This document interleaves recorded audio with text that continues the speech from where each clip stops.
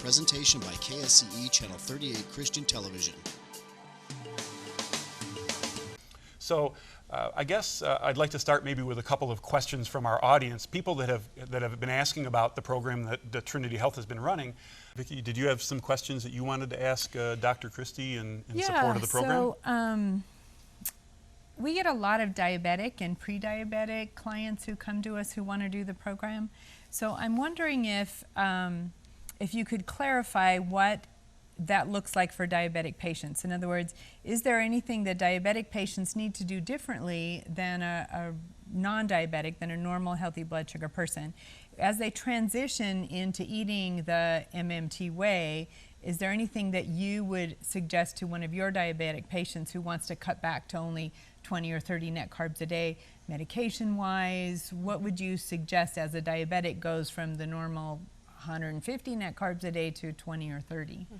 A type 2 diabetic, our main concern is we do want to make sure that they're an appropriate weight. We really want to remove a lot of the other risk factors that can occur, such as heart disease.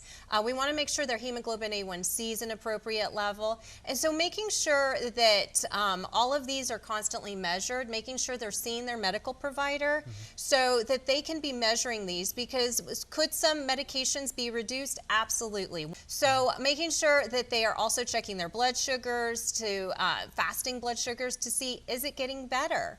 Are they having, issues to where they're having a little bit low blood sugar symptoms because they're losing weight and they're improving? So they might need to decrease some of their medications. So making sure that they're seeing a medical provider, I think, is the most important thing, because medications need to be adjusted, but most important, we want to reduce other health issues, other chronic health issues that can occur. So how often would you suggest they see their medical practitioner? Or, because my experience has been that they're eating so much fewer carbs, their sugar goes too low, so then they take a sugar pill, which sends it up, so then they take more insulin, which sends it down, and they've got this constant up and down.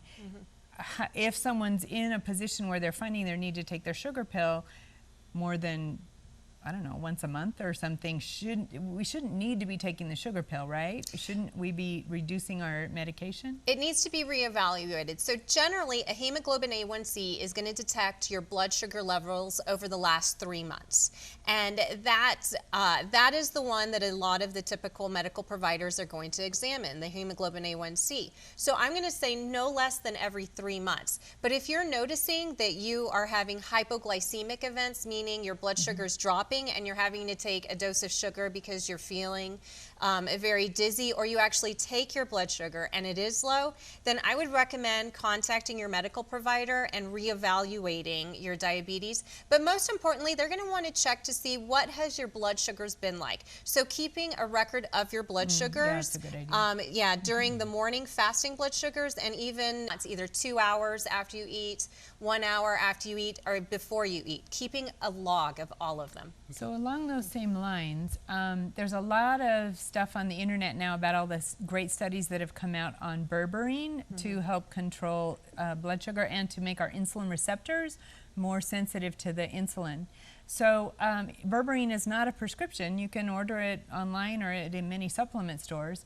And because there's so much great research out there on it, what would a diabetic or pre-diabetic, so probably two different answers, a pre-diabetic who's not being treated, not on medication, not seeing a doctor really, just told to watch what they're eating, versus a diabetic who's on medication, if they put themselves on berberine, what should they communicate with their doctor and what should they do differently?